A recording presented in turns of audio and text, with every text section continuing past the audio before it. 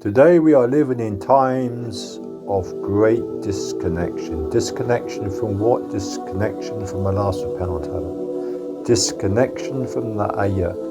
Disconnection from La ilaha illallah. Disconnection from the Quran. Disconnection from the Prophet himself, the Sunnah of the Prophet sallallahu alaihi wasallam. Embedded in the Quran is the Kitab al-Kawn, the book of nature.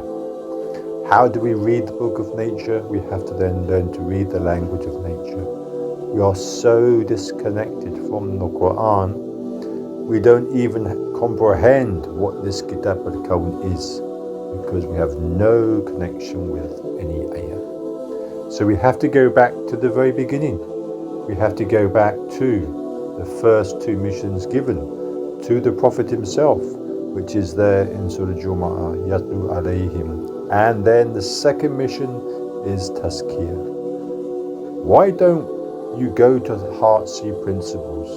Study the Heartsea Principles, and you will see very clearly, with eyes that can see, with hearts that can see, those principles of Heartsea align perfectly, subhanallah, with the four missions of the Prophet sallallahu alaihi wasallam.